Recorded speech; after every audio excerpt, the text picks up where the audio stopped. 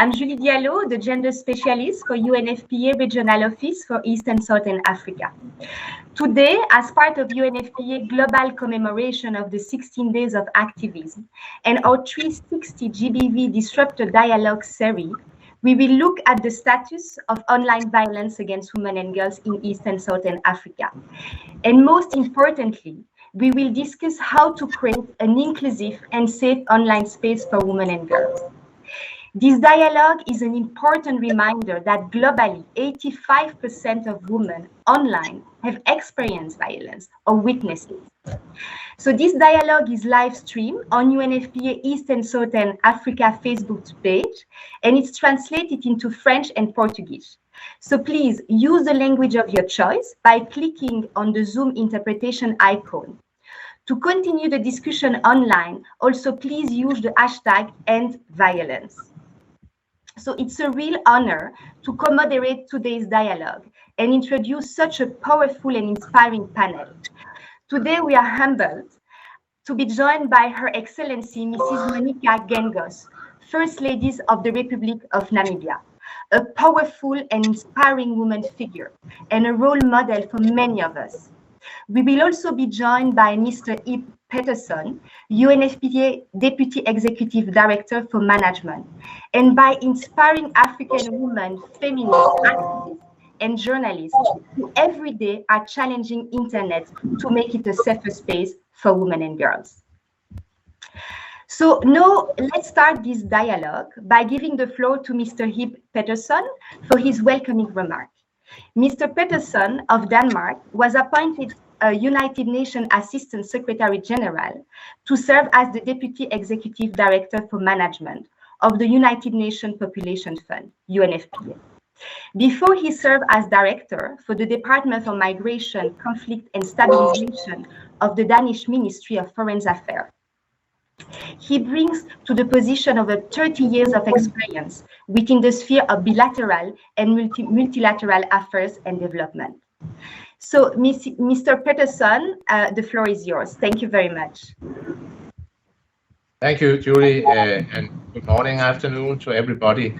More than 30 years, I almost feel a bit old when listening to that, but very kind words. Honorable Excellency Monica Gengos, First Lady of the Republic of Namibia, we are so proud and pleased and privileged to have you here. Distinguished speakers, colleagues, it is a great privilege to join you all today. And let me start by thanking and congratulating Her Excellency Monica Gengos for her commitments and actions to address online gender-based violence and to create a virtual space that is safe for women and girls. As the United Nations Sexual and Reproductive Health Agency, helping countries prevent and respond to gender-based violence is a core part of UNFPA's mandate.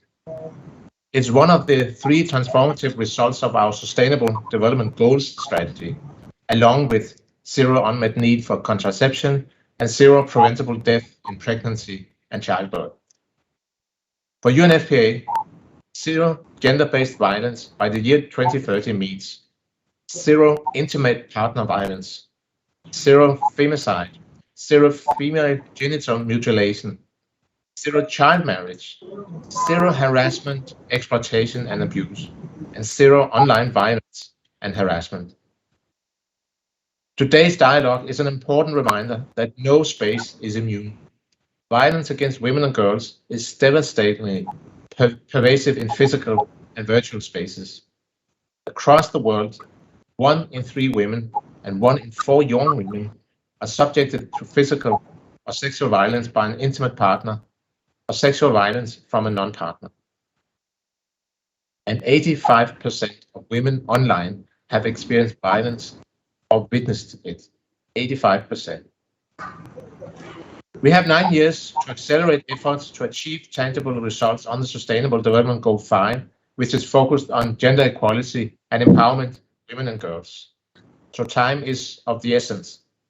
And with this timeline in mind, UNFPA partnered to implement hundreds of gender-based violence programs and projects over the past 4 years under our current strategic plan, which ends at the end of this year, in a month's time. And we allocated well over $500 billion for the prevention, protection, and the care of women and girls affected by gender-based violence, including to address technology-facilitated gender-based violence. And I'd like to share with you the experience of Petersen as one tangible example of our work in addressing technology-facilitated gender-based violence. Petersen is 19 years old. She lives in Syria, and earlier this year, Petersen participated in the UNFPA training course to bridge the gender-digital divide. The course introduced her to useful mobile applications and ways to protect herself from cyber crimes, including technology-facilitated gender-based violence. In her own words, Petersen says, "I'm no longer afraid of any online risks. I'm well prepared to protect myself and others. In fact, I started investing my time in utilizing useful applications." Petersen's experience should be the experience of every girl, everywhere. However, beyond empowering women and girls, we also have the need for legislation and policies to ensure online spaces are safe. UNFPA will continue these and other efforts on our new strategic plan 2022-25 and to work with governments, businesses, big tech, academia, women-led and faith-based civil society organizations towards this goal. In fact, today, UNFPA will launch a bold campaign, Body Right, to raise awareness and demand actions and accountability to prevent and address online gender-based violence against women and girls. Why? Because digital rights are women's rights, and because women and girls have the right to occupy space safely. Internet connectivity was lauded for its potential because, among the many benefits of digitalization, digital tools also produce and enable access to new forms of knowledge and discourses. However, because the discriminatory gendered practices that shape the social, economic, cultural, and political structures in the physical world are similarly reproduced online across digital platforms, the internet is proving to be the embodiment of old systems of oppression and violence. Under the pandemic, technology facilitated violence against women and girls intensified as women and girls increased their use of internet. Online violence can take the form of hate speech, hacking, identity theft, or online stalking. And although COVID-19 restrictions are easing in many countries, fortunately these days it also goes the other way, it's not expected anyway that the technology facilitated gender-based violence will recede. In fact, the lack of effective measures to prevent and contain it and the low capacity to prosecute will exacerbate the problem. Survivors may suffer fear, depression, and suicidal thoughts, just as they do with other forms of violence. Online abuse and harassment also have offline consequences, including loss of jobs, mental health issues, and online threats, and that has also led to physical harm. But notwithstanding, technology as such as the internet also provides avenues and opportunities for women and girls to engage in discourse, to advocate for their needs, to grow their careers and businesses, and to express their individuality and their creativity. We saw this also under the pandemic, where studies confirm that with school closures and lockdown measures, women and girls use the internet with greater frequency. Let me conclude by affirming that technology can also be used as a potent tool towards ending violence. We must therefore harness that good potential. No organization or country can do this alone. This is why we are pleased to collaborate with the Office of the First Lady for today's event to demonstrate the importance of global cooperation also in this field. UNFPA stands with women and girls, and we are committed to preventing and addressing all forms of gender-based violence. We call for accelerated actions and efforts to disrupt and end violence in all spaces and to build safe and inclusive online spaces for women and girls everywhere. And we look forward to this event here today to really promote and reinforce these efforts and these calls. So thank you very much. Pleasure to be here. Thank you very much, Mr. Petersen, for your warm welcome, but also very importantly for reiterating UNFPA commitment to end gender-based violence, specifically violence against women and girls, both offline and online, and looking at how we can harness innovation, technology, really to ensure women's participation, and also creating space that is really inclusive and safe for women. So thank you again. So before giving the floor to our really special keynote speaker, Her Excellency Mrs. Monica Gengo, First Lady of the Republic of Namibia, we would like to share with you a very short extract of the powerful video message that she delivered for the International Women's Day last year. Really, this video went viral because she really shared her own experience in the online space. And she really impacted what online violence and double standard for women can look like. So we just share a very short extract. Thank you very much. It's also these type of people, many of whom I don't know, who remind me that if I allow myself to be silenced, bullied, and insulted, I may be signaling that this conduct is okay, that it's normal. After all, most women go through this, and you are not special. It's not okay. It's not normal, and you are special.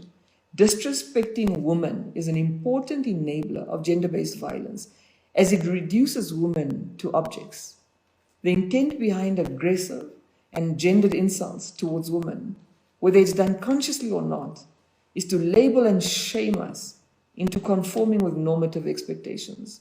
When you don't conform, then you'll be beaten, humiliated, and lectured into conforming. We must all remember that gendered insults seek to enforce beauty norms and uphold social expectations. We must never forget that sexism aims to promote traditional beliefs about women's roles. When you don't act within that norm, you must be adequately shamed to remind you that you are not special and that you are falling short of patriarchal standards. Next time you see a tweet, a Facebook or Instagram story shaming a woman, remember its intent. Gendered stereotypes are harmful and often result in the violation of women's rights and bodily integrity. The limiting ways women are described is meant to deny women their agency and keep us in our place. Today, I'd like to challenge you. Next time you see a woman going through crude forms of abuse, remember this. It's not what they think about that individual woman. It's what they think about women and their place in society. Challenge it. By standing up for one woman, you stand up for all women. After all, silence does not protect us. It protects perpetrators. And I hope we all take the challenge of Her Excellency Mrs. Monica Gengo, First Lady of the Republic of Namibia.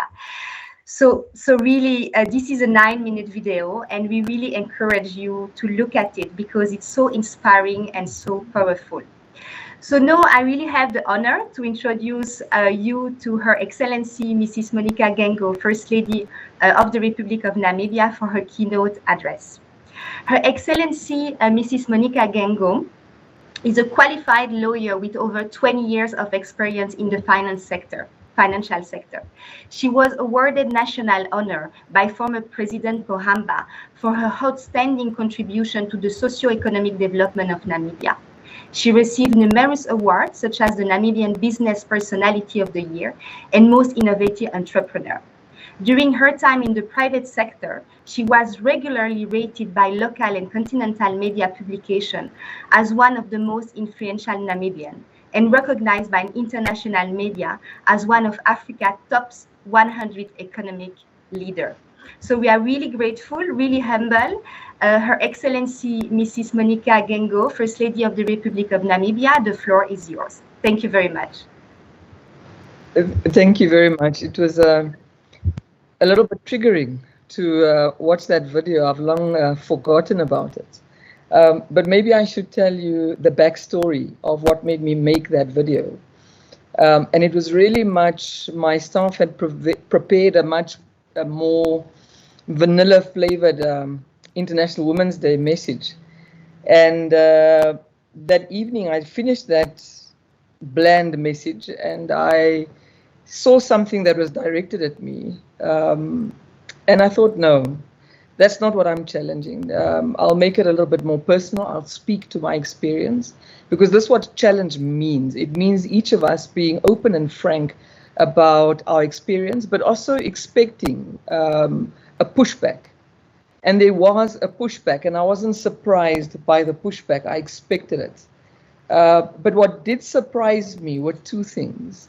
The first thing that surprised me is that there was a humongous reaction. I got so many emails, letters, and messages on social media from men and women alike, sharing their own experiences, where society sought to minimize them, or where men felt they didn't realize how bad it was. The second thing that surprised me is that if you watch that 9-minute video, what I did is a lot of the people who really threw some terrible abuse at me, they did it from their social media accounts with their names on it, on a public platform, meaning they weren't ashamed of the abuse that they threw at me. The minute I put those messages on my social media platform as part of a video, they were outraged. They were telling me, how could you put our videos together with those misogynists? And how could you call us perpetrators? And that really was the first lesson that I learned about online gender-based violence. People really don't believe that it's real violence. They don't believe that they are perpetrators of gender-based violence, nor do they see the link of gendered insults and how important a building block for gender-based violence that insults directed at women actually are. Because what gendered insults try to do is not only minimize women, but it also objectifies them. And this enables perpetrators of gender-based violence to reinforce and continue their very, very problematic abuse towards women. So the reason we all keep quiet is we all know that there's always this pushback, and I expected it. But I must say, I think that even the people who threw that abuse learned something from that video, that you are dealing with human beings, you are dealing with people. And as Mr. Petersen correctly said, is that there are offline consequences, whether it's mental health, whether it's depression, whether it's suicidal ideation. People do come offline from their online presence feeling a certain type of way. So I just really wanted to get that off my chest a little bit. So violence in general is intertwined with gender-based violence. Online gender-based violence is gender-based violence. And I'd really like to thank UNFPA for this opportunity to really spotlight how these two are not just connected, they are actually one and the same thing. So it has become so normal for women to be abused online that we really rather choose to go offline. And according to the Internet Society chapter in Namibia, only 47% of Namibian women have access to the internet. And while this data was sourced for purposes of understanding how technology can be harnessed to fight gender inequalities, I really want us to reflect on that statistic for the purpose of understanding how the majority of women are actually and structurally already offline. So when the few who do have access, and the few are less than 50% of women in a country have access online, and then you have the few who are online preferring actually not to be online at all, or who limit their social media use, or they self-censor, you start to understand how the online space shuts women out and shuts us up. Our silence has not protected us in this so-called real world. It certainly doesn't protect us in the online world. And I'd like to ask here, what is the difference? Is there really a difference about who you are online relative to who you are offline? I don't believe so. Who you are when you are posting, even under an anonymous account, is who you actually are. My view is that the virtual world and the real world are not colliding. The two are intertwined. They are one. The one is a reflection of the other. If I'm exposed to high levels of general violence in society, I'll also be exposed to high levels of gender-based violence in society. If there are high levels of gender-based violence in society, there'll also be high levels of gender-based violence online. This is because social media is a reflection of society. It's a reflection of who we are. And I'm not here to speak about the benefits of technological innovation. I think we all know what they are. We also know what the risks are. And I'm increasingly of the view that the social media space will remain toxic, harmful, and abusive to women and vulnerable populations for as long as our societal norms are toxic, harmful, and abusive. So how do we dismantle GBV? How do we change societal norms and mindsets? How do we change the online space? The truth is this: if we're struggling with frontline service providers who themselves commit acts of gender-based violence and who themselves have no sympathy for the victims of gender-based violence, if we're still facing slow court process, which victims either stay away from or abandon due to secondary trauma, why would we believe that legislation against online violence is a silver bullet? So am I advocating that we don't bother getting the right legislation in place? No, certainly not. I believe law is a very important part of the solution, but it can only be effective when it's part of a holistic approach to dismantling gender-based violence. The problem is deeply rooted within ourselves. When we talk about the criminal justice system, we forget that the system is us.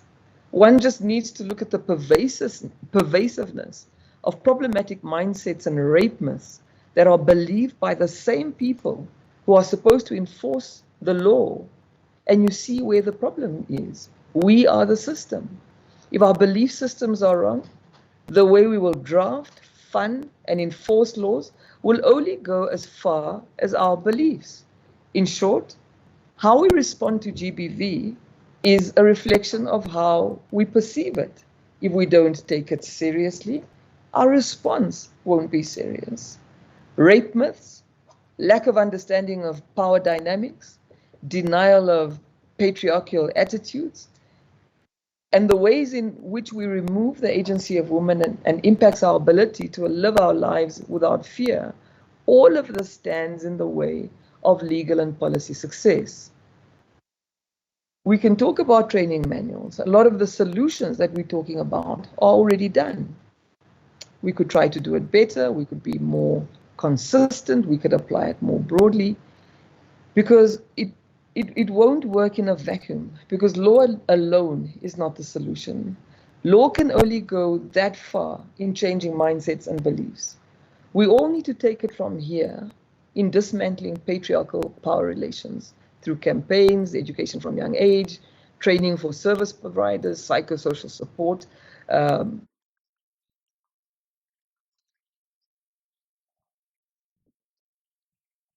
Really do need to address beliefs and behaviors and hold one another to account. These things are much harder to do than changing laws. So effectively, to fight gender-based violence, we need to fight ourselves. We need to fight what we believe. We need to fight patriarchal power relations from young ages. We need to change our societal norms and our mindsets. We need to do the training that I was talking about that is being done. We need to expedite it. We need to provide more psychosocial support. We need more funding towards mental health. we need the political will. We need more money from our fiscus towards prevention, more funding towards the criminal justice system, so that police, magistrates, prosecutors, social workers, nurses, doctors are better trained, they're better resourced. We need to do so much more. And again, online gender-based violence is real gender-based violence. The focus on it by this session that we're having together with UNFPA is critically important exactly for this reason.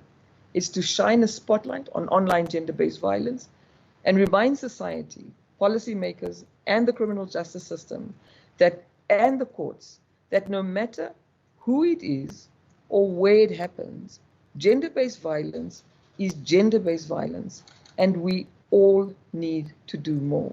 Thank you very much for giving me an opportunity to share my views on a topic that really means so much to me and that means a lot to my office.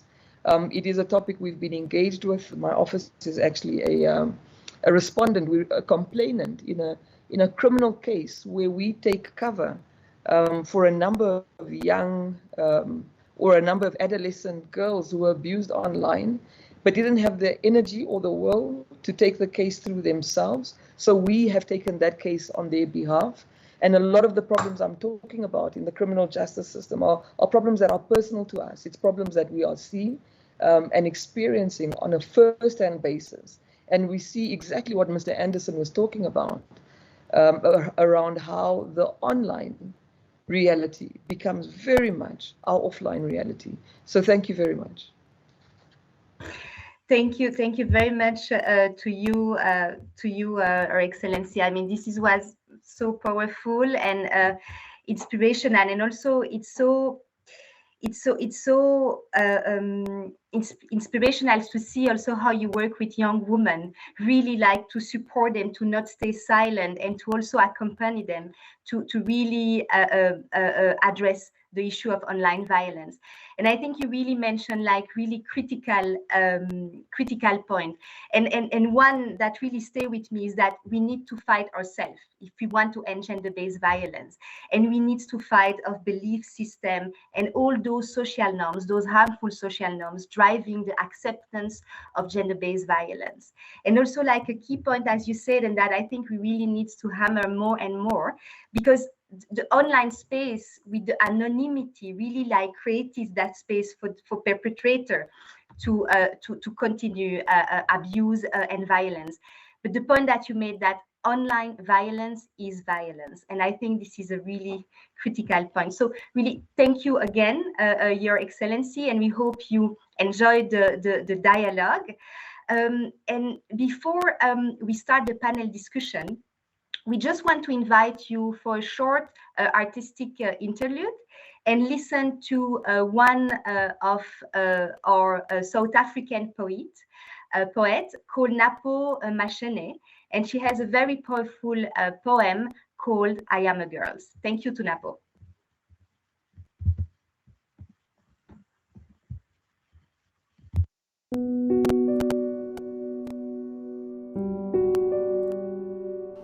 She is a girl, a child of my childhood, not a commodity, not an object of desire, not a burden to be discarded.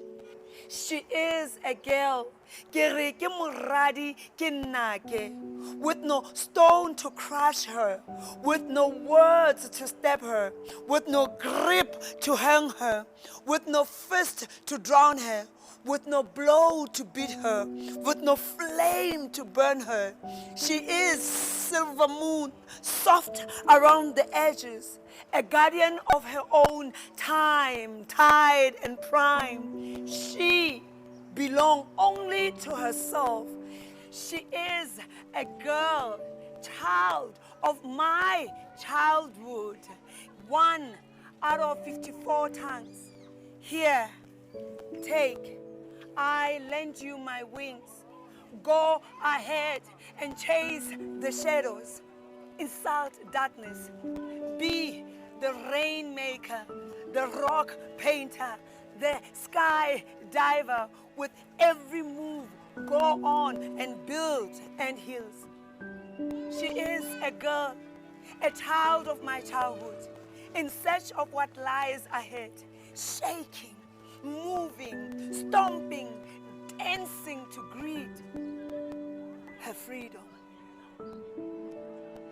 She is a girl, a child of my childhood, not a commodity, not an object of desire, not a burden to be discarded. Ke re ke morwetsana, ke re ke kgaitsedi, ke re ke nake.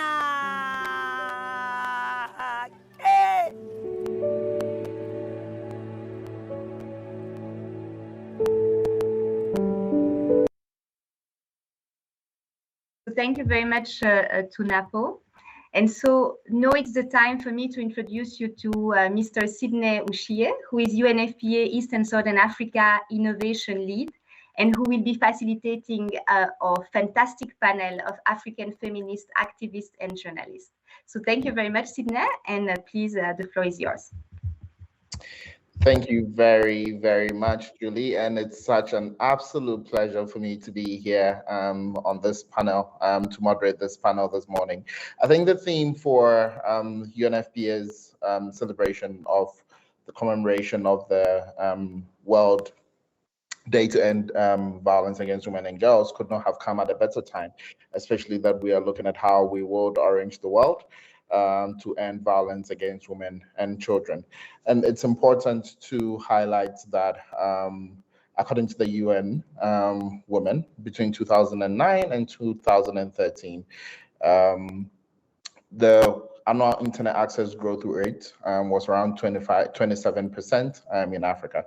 And despite this growth rate in sub-Saharan Africa, Africa accounts for almost half of the global population not connected by mobile broadband networks. And according to the GSMA Mobile for Development 2020 report on the mobile gender gap for sub-Saharan Africa, there is a 13% gender gap in mobile ownership, and there are about 74 million unconnected women on this continent. And studies show that when women own a mobile phone, they are far less likely than men to use it, especially when it comes to mobile internet and mobile money services. Now, despite all the opportunities that mobile telephony provides and all the opportunities that we would look into, online violence remain a critical problem, especially for women. And there are various types of violence against women.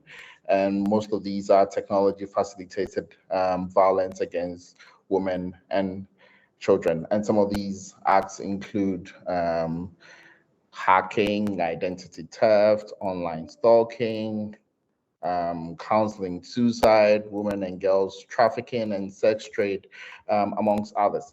I'm happy that this morning we have an esteemed panel who will be sharing with us some of their thoughts and experiences around violence against women, especially online violence. So it's my absolute pleasure to introduce our first discussant who is on our panel. And our first discussant is Navina Mutabazi. She is a program coordinator for Feminist Movement Builders program called Policy. Navina has a lot of interest in women and girls and creating equal opportunities for women and girls, especially their socioeconomic development. She has devoted her time to fight gender inequality and has done this in many roles throughout her work in Tanzania. She actually studied health system management, but her career trajectory has taken to focus on women and empowering women.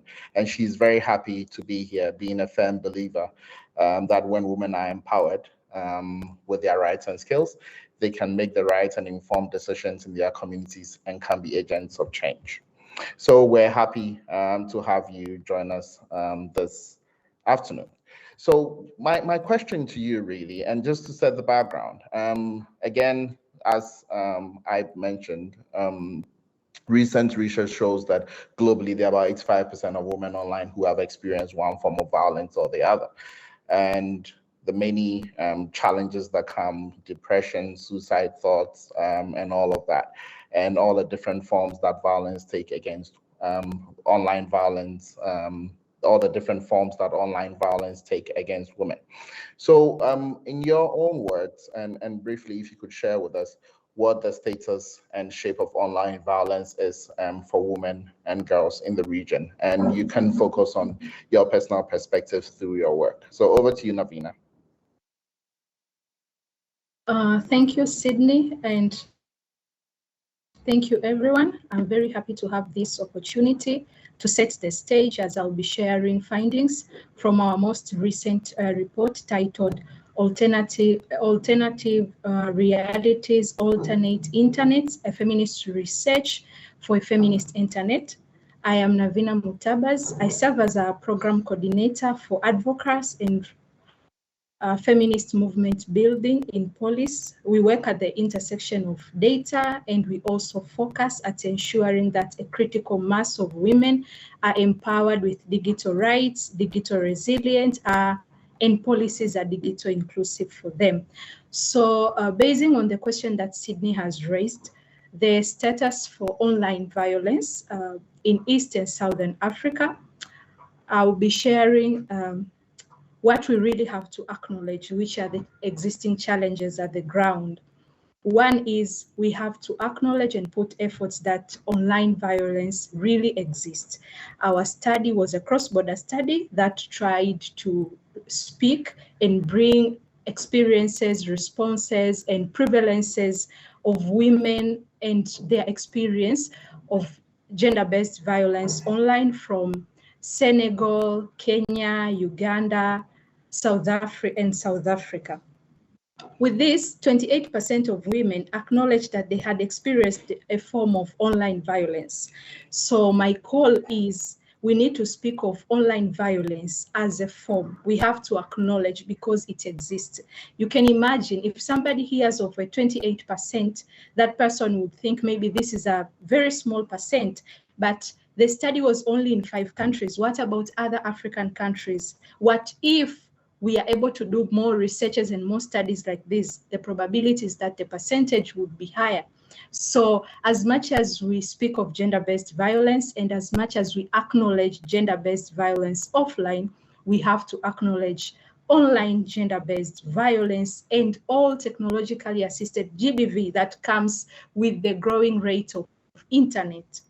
But then over the current, I have to also bring to your attention that basing on our study, we have to bring forward that there is a challenge of increasing mental health issues.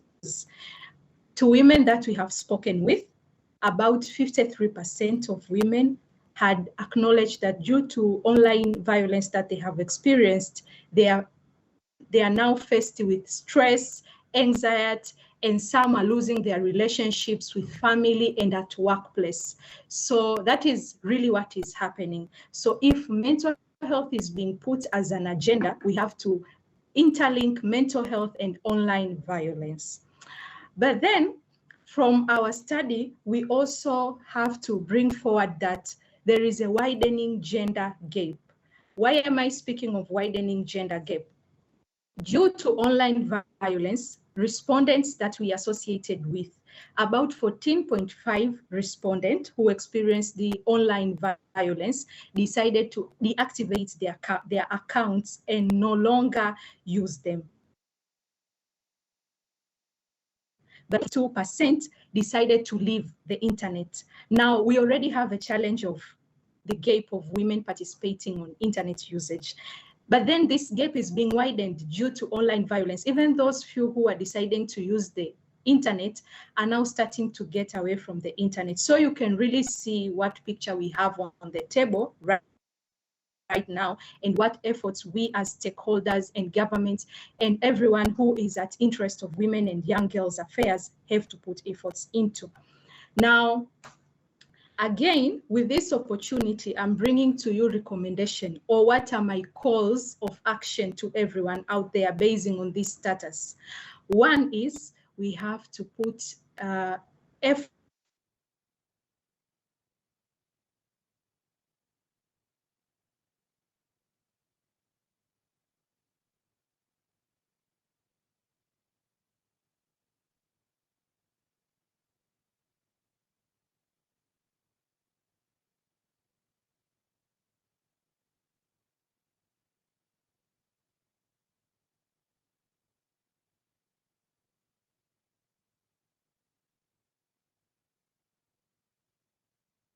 online case will lead to a prolonged mental health challenge. So we need the legal experts to be capacitated with comprehensive curriculums. But then, coming on the challenge that I raised of increased mental health challenges, we need to put forward digital self-care that are really comprehensive. Respondents who are women that we interviewed had brought forward that the challenge they're experiencing when they want to access mental health is that they are told to speak out as survivors. But my question or my call is, if we are providing support for other for other gender-based violence cases, such as rape, such as early marriage, such as teenage pregnancies, and we are having medical practitioners and healthcare providers who are providing help, why not online violence survivors have their own specific help and not be told just to speak out and share their stories? No, these people are victims. We have to take into consideration their mental health and well-being. So my call is, we need to ensure that women who come forward as victims of online violence are provided with sufficient healthcare. So this is also a call to healthcare providers and all other stakeholders who are working at health system strengthening. As Sydney had shared that I had studied health system management. So I'm also concerned about the mental health and well-being of women and young girls who are experiencing online violence.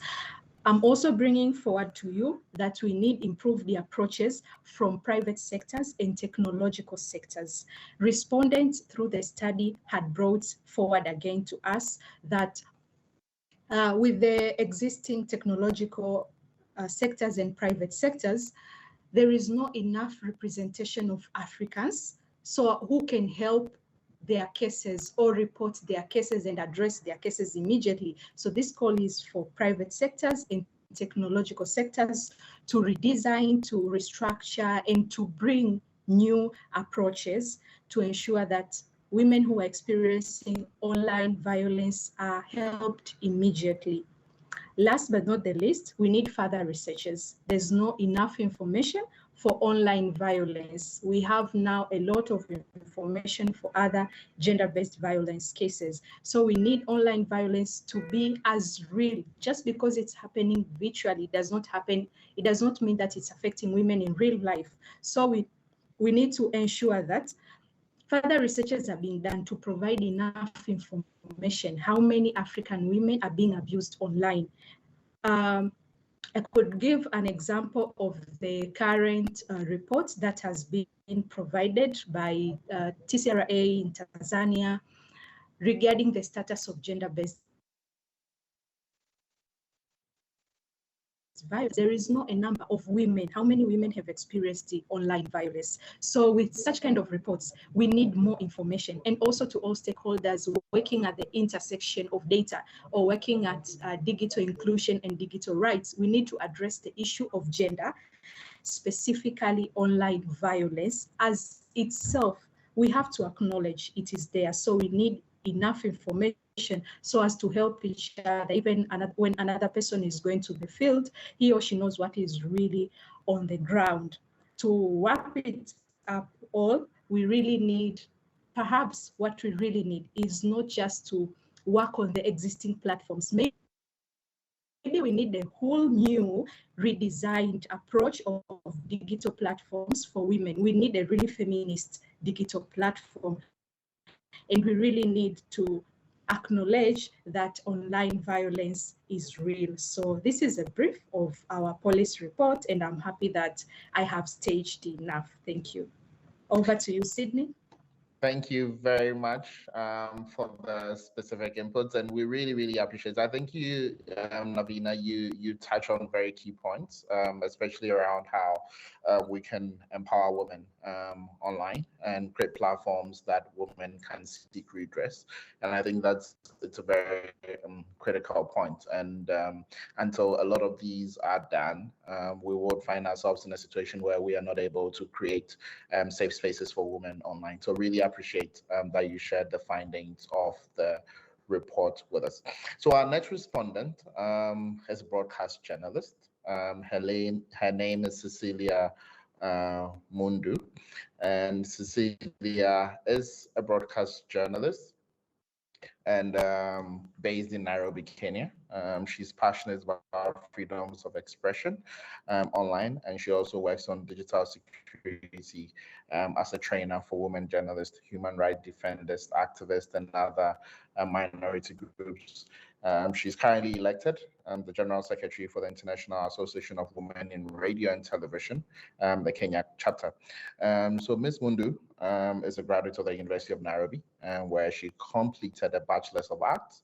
She also has a Master's of Arts in Communication from the same university. She's currently pursuing her PhD in Communication Studies at Moi University in Kenya, and her thesis is on digital security in this era of data mining.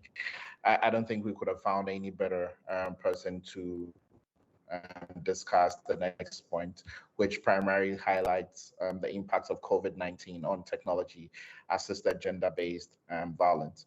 And would like to hear your thoughts around what the impact of COVID has been on this, especially when most of us have worked online. All of our lives literally moved from physical interactions to online during the times of COVID. And so good to hear what the impact has been.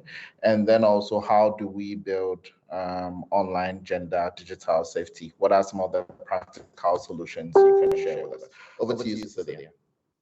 Thank you so much. Thank you so much. And really excited to be here. One of the reasons is we have started talking about online violence. I would like to echo what Our Excellency said, that online violence is real violence, and we are living in a society whereby it is yet to be accepted as real violence, and hence such a forum will be able to push their agenda forward. So hello everyone, Jambo, I'm Cecilia Maundu. I'm a broadcast journalist and I'm a holistic security trainer. I work in the intersection of media and technology. I champion for the rights of girls and women and minority groups online. So, well, when we look at COVID-19, COVID-19 has just exposed what has been happening in the society for the longest time. We live in a patriarchal society, and a patriarchal society is a violent society. And because our lives has moved online, the perpetrators have gotten a better opportunity to be able to attack women because of the anonymity that the internet provides, and also the fact that it's unfortunate most of the countries that we live in, the law is yet to catch up with technology. Online violence has increased in such a way that it's in a very alarming rate. I'll give an example in Kenya, where the first COVID-19 patient was a woman, and because of to kill stigma, the government decided that they would want her to be able to speak about her experience with COVID, because that time people were looking at it as this monster. Unfortunately, when she came to the public, after that she was ripped apart online, and everything about her was said.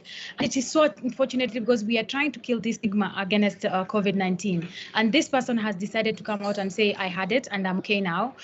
Don't panic. And then people go to online and bash her. And it was very unfortunate for people to go to the extent of attacking a victim of COVID-19. That shows you how the society is merciless when they come to online violence. And one of the things that I feel gives people so much liberty is we are lacking, the laws are not there to bring these people to book.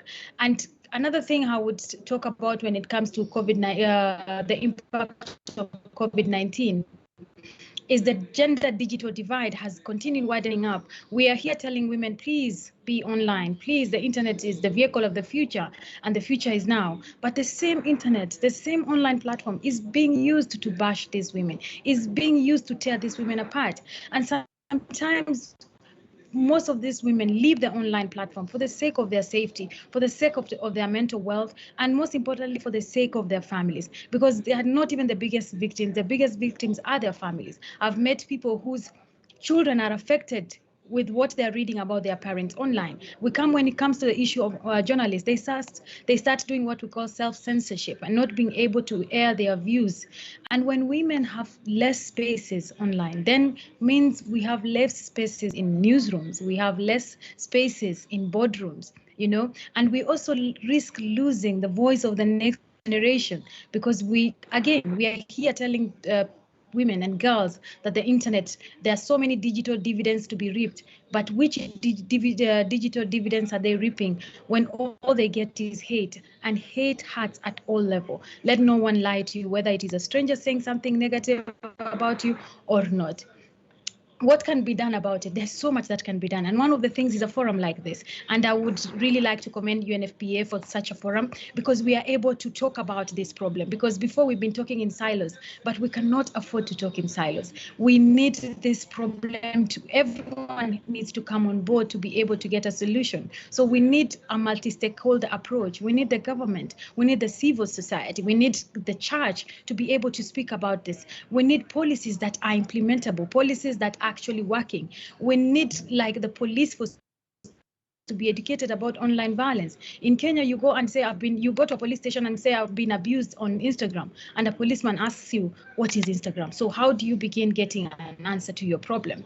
We also need a lot of digital security training, because we also need to take care of our digital identity when we are online, because we know cyber criminals are always on the lookout to be able to harvest our information. We also need to put it in curriculum.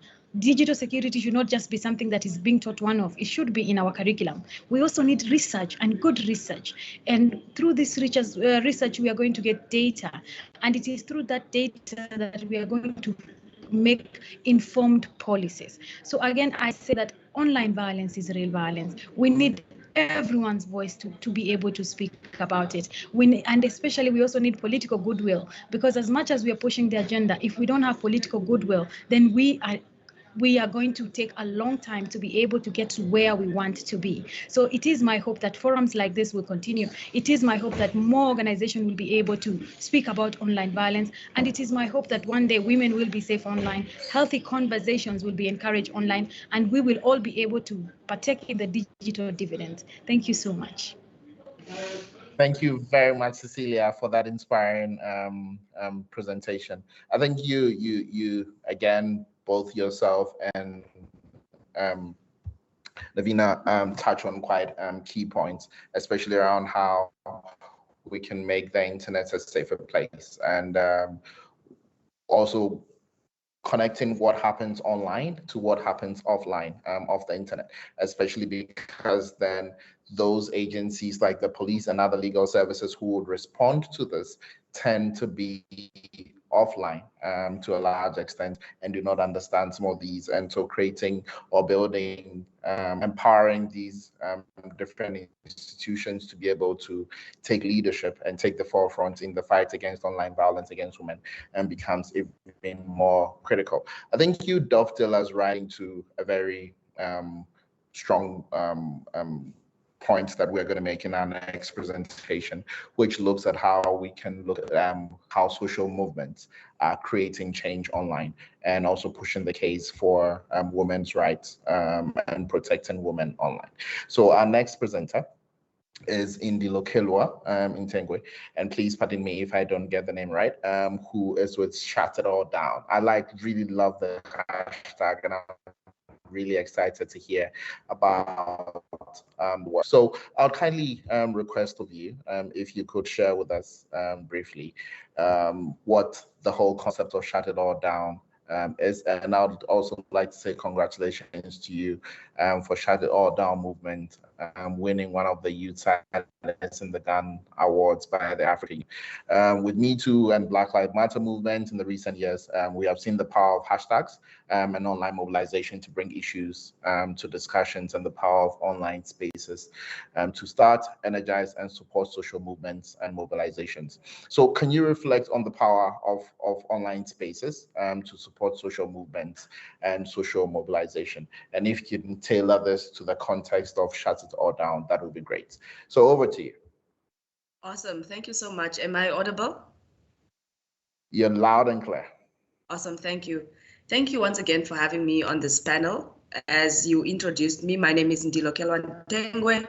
I'm an intersectional gender justice advocate, an author, an activist, an entrepreneur, and also the program officer for Positive Vibes Trust in the country office in Namibia. So I've been at the forefront of many critical movements which were organized solely online and later on took on dual and more mediums as part of an advocacy strategy.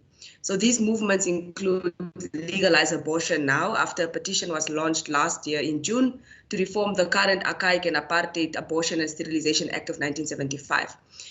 Hashtag Shut It All Down, which was Namibia's largest youth-led protest, which aimed to address and confront the structural gender-related violence and femicide women and girls experience daily. And the movement was created online, but later on permeated so many high-level institutions as a result of the impact and the urgency. And then also hashtag No Hate in My State, a response to the hate speech meted out to the LGBTQ+ community and so many other intersectional social movements. And so I recognize and really acknowledge that the discussion so far have been rich with so much information already. And so therefore my take would definitely be much more anecdotal, right? So the case of Shut It All Down started after the remains of a young girl who was also my cousin, was missing for over 6 months in early June last year. And then her remains were finally discovered in early October last year. And her case became a matter of public interest without reducing the others to anything less, as we know we are dealing with a scourge. And when her remains were discovered, it sparked an online furore. And I suspect that these frustrations have already culminated over years of enduring, witnessing, and even experiencing sexual and gender-based violence in general. And so with this, the Shut It All Down movement was born and was created almost overnight. When a small group of youth caucused and worked to create the posters, write a petition with a list of demands, and organize a series of disruptive protests over 4 consecutive days nationwide, protesting, demanding institutional accountability and effective intervention to address the scourge of SGBV. Now, with the advent of COVID-19, so many of us found ourselves leveraging online social spaces to create and energize social movements, like the case of Black Lives Matter, as was earlier alluded to. So we began to see the value in using social media. And over time, I've come to learn that those in power who do not appreciate the power of social media are merely echoing and regurgitating the same uncritical and lazy platitudes about social media, for example, especially with so many African leaders that associate the advent of technology with the digression and the erosion of tradition, culture, and heritage. So Twitter, or largely social media platforms, are used as tools to challenge these baseless hysterical myths, but most importantly, to organize with communities beyond our own reach to realize common goals. It's not that these leaders don't appreciate social media, it's that they do not have control over the collective power which social media brings, and that is most scary for them. So the power of online space to create and energize social movements lies in how we recognize, especially during the COVID-19, that as much as GBV occurs online, we too could use and see online spaces as a third institution, a government independent from the current institutional spaces we occupy to campaign, mobilize, and conscientize. With more and new innovations such as Clubhouse, for example, Twitter Spaces, and Close Friends, for example, on IG, including other applications developed solely for the protection of women and girls, we are strategizing and navigating more and more online to raise awareness on issues most dear to us. And without forgetting, of course, and overlooking victims who do not have access to the internet and who not otherwise find recourse in other spaces, especially when they are trapped with their abusers in this time of COVID-19. Now, what needs to be strengthened are the cyber laws in Namibia, and in Namibia have still not been finalized. And these laws must go in tandem with the hate speech law, and the bill is also definitely underway, which would hopefully effectively address cyber misogyny and online gender-based violence.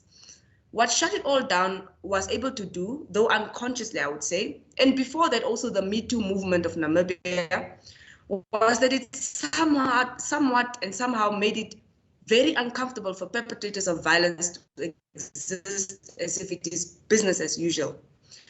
Well, at least for the closely networked and community, for example, knowing that there's far more and worse ongoing on offline, for example. But as long as what I've learned, as long as women and girls online and demand the safe space online, this assists with challenging a different type of confidence online to confront perpetrators and misogynists. We always refer to the spaces as perpetrators' paradise, and I think that's also very much where they reside online. So with all of the above being said, creating online social movements may be intentional and sporadic, but it's not different from the communal spaces which organize daily already. It also demands that we constantly make these spaces accessible. Like with Shut It All Down, we know that the protest, primarily the hashtag, started online, but it cascaded into so many different communities. It was nationwide, and it received over 11 million impressions globally just from the hashtag itself. And even in that moment, we had NSAS, for example, and we had so many other movements across the globe that also demanded this radical kind of change and also accountability. And that is part of making the spaces accessible, and perhaps consider how far we intend to go with our movements. We shut it all down with a series of so many other interventions, with these different stakeholder engagements.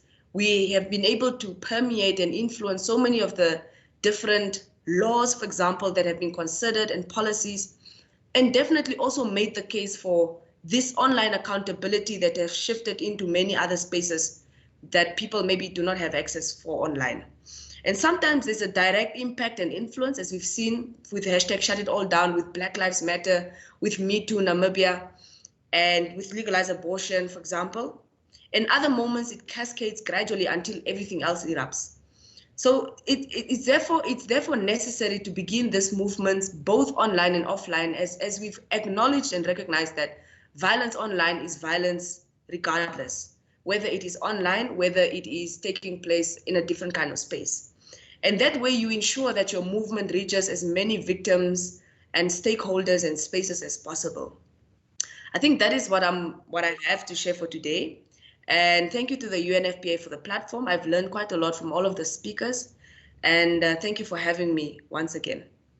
We're so happy to have you as well. Absolute pleasure. And I think that you have such a champion in Her Excellency, the First Lady, and in her presentation earlier. I mean, she made some very strong commitments and shared some initiatives that are already are in the pipeline. And having been a champion, being a champion herself, I think gives you a good group of support, or get a good group of support to champion hashtag, and of course getting social mobilization going, and that is absolutely critical. We can't never overemphasize the power of social mobilization.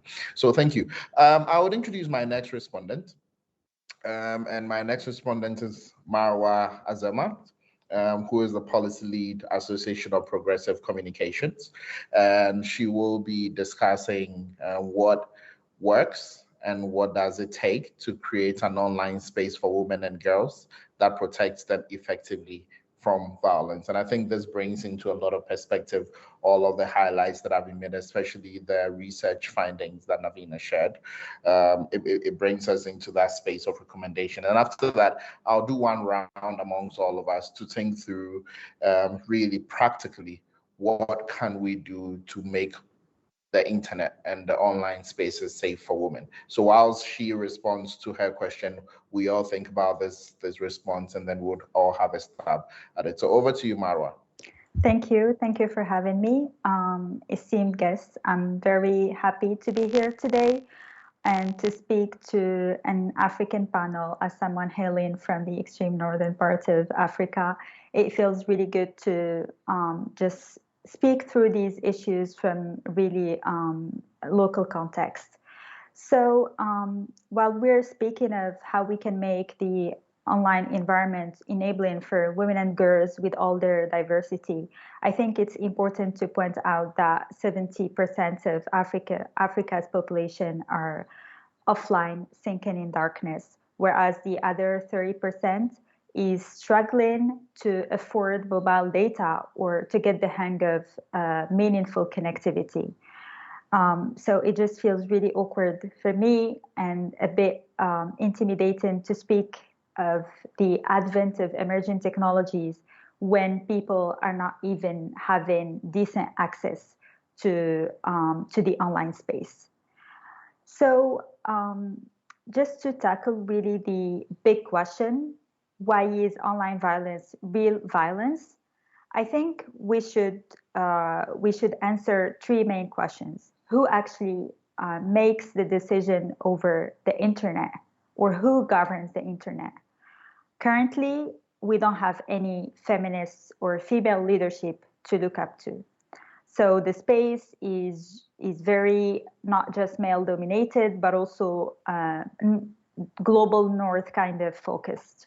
And we have a very much domination from the US because the internet is made in Silicon Valley.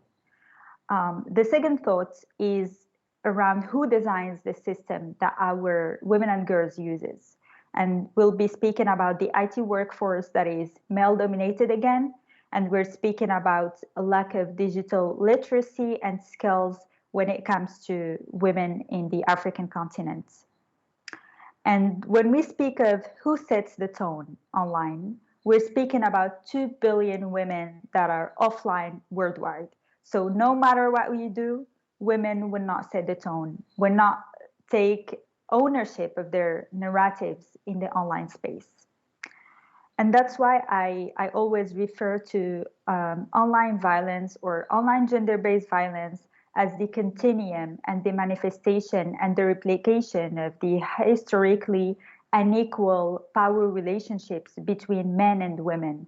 That is even more kind of amplified because the online space adds elements of searchability, persistence, transmissibility, and anonymity, which sometimes make it really hard to be traced. And at the same time, it gives the perpetrator easy access to their target, but also not just access, but also more kind of impunity, and they get away with it. So I would really like to speak to three main issues. First is the kind of leadership that we need to mobilize, thinking of our infrastructure, thinking of how we are strained, thinking of our power cuts, thinking of our financial resources and the financial incentives that goes into better kind of models of internet connectivity within the whole continent. And speaking of data, you can see, and I don't remember the source, but we have a very appalling finding that says that an African citizen may have to work more than 3 days for the 1 hour of connectivity, for instance, than a citizen of the global north, which is appalling. So we're talking about a huge gap that, of course, affects disproportionately women on the continent. If we speak of accountability, because right now, with the huge efforts that the civil society has tried to push and has tried to maintain and has tried to sustain, and speaking on behalf of the Association for Progressive Communications that has really championed the landmark UN resolution in 2012 on the fact that human rights has to be protected, fulfilled, and respected in the online space, whereas big tech companies such as Facebook has only released their human rights policy in 2021. So if there is progress, it's too slow. And we are definitely outpaced by the advent of technologies. So what can we do? There is, of course, no secret magic potion or solution, but there is a need to think of a structural change. Again, I would just like to highlight the main elements from a kind of meta perspective.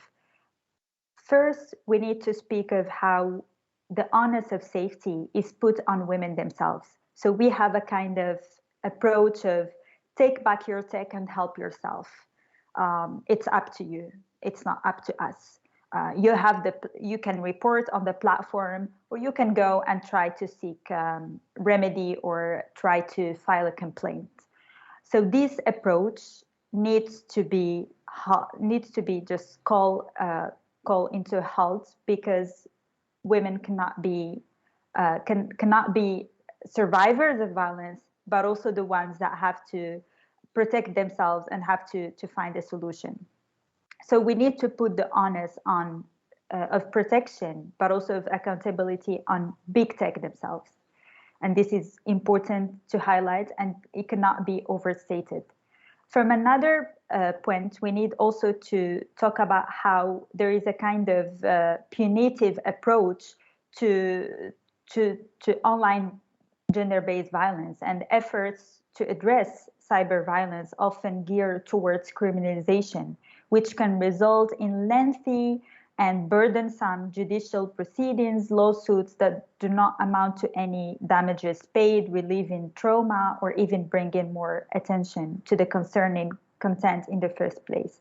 So really, speaking of a more preventive approach that include education and technical features, for example, an approach that is reactive, for instance, from tech platforms, they need to swiftly take down unlawful content or investigate into the matter, but also expedite cases of vulnerable groups and people working on the front lines, such as women's human rights defenders, journalists, but also people in conflict settings and war zone areas.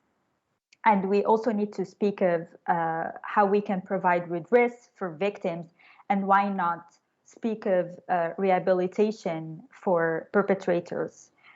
And from another perspective, also, we need to really set the tone for ourselves. And I think it is high time to mobilize our own leadership that really takes into account our own context, the fact that we are more normalized with these types of violence than other environments, the fact that we have more hostile environments towards women's rights, and the fact that we are outpaced by all the advent of emerging technologies.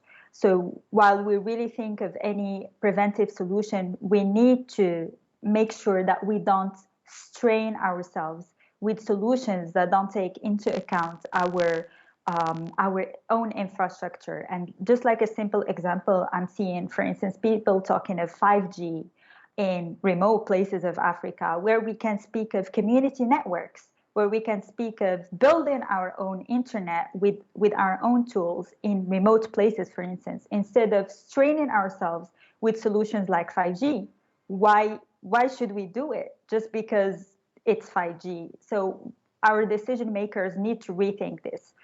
And at the same time, we need to speak of how we can bridge the gap between governments and big tech through civil society and through feminist movements, just like the Shut It All Down, just like these brilliant initiatives that leverage on innovation instead of just speaking of violence and just speaking of that negative environment that not just doesn't help, but also adds more stress and mental burden to both the victim, but also the decision makers. So I think if we can really fight and advocate for human-centered mechanisms and public auditing and transparency reports that would be impartial, of course, but that would be also overseen from civil society actors, from feminist leaders, from young people, from not just the technical community, but also from people of diverse backgrounds, because everything happening online concerns us all. So then we can speak to data, and we can speak to evidence, and we can hold into account the people that takes decisions on our behalf without speaking our language, without looking like us, and without knowing what's going on. And I think this is really, this just goes into the realm of broader social justice issues and not just online violence. Yeah, that's it. Thank you. Over to you.